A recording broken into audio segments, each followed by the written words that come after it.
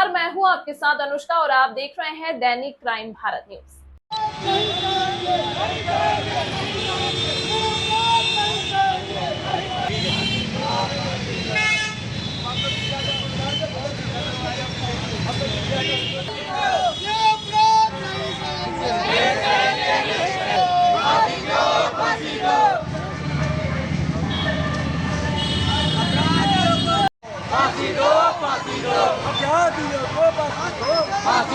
फांसी दो, ये इंसाफ नहीं सहेंगे, नहीं सहेंगे, इंसाफ नहीं सहेंगे। नहीं। अपराधियों को फांसी दो, फांसी दो, फांसी दो, अपराधियों को फांसी दो, फांसी दो, फांसी दो, अपराधियों को फांसी दो, फांसी दो, फांसी दो, अपराधियों को फांसी दो, फांसी दो, फांसी दो।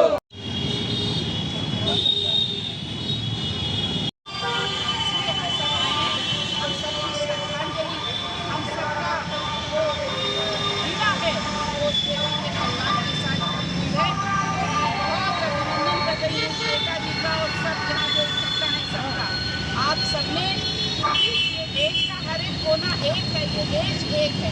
पश्चिम बंगाल की घटना पर उस बेटी के ऊपर जो व्यवहार हुआ है। मैम, आज ये कैंडल यात्रा निकाली गई है, किसने निकाली गई है? देखिए, हम सब जान रहे हैं और पूरे देश के अंदर शोक की लहर है।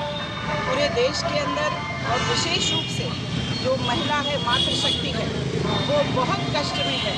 डॉक्टर मौमिता के साथ जो घटना पश्चिम बंगाल के अंदर हुई है, एक बेटी के साथ, एक प्रतिभावान बेटी के साथ जो एक योग्य चिकित्सक बन गई थी और घंटों सेवा करने के बाद उसके साथ ये काम हुआ, बहुत पीड़ादायक है, बहुत कष्टदायक है।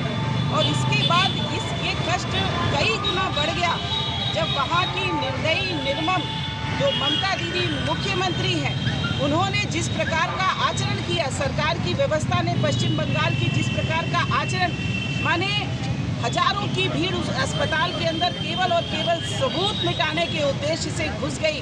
वहाँ के प्रिंसिपल को किस प्रकार से ओब्लाइज करने का प्रयास किया गया।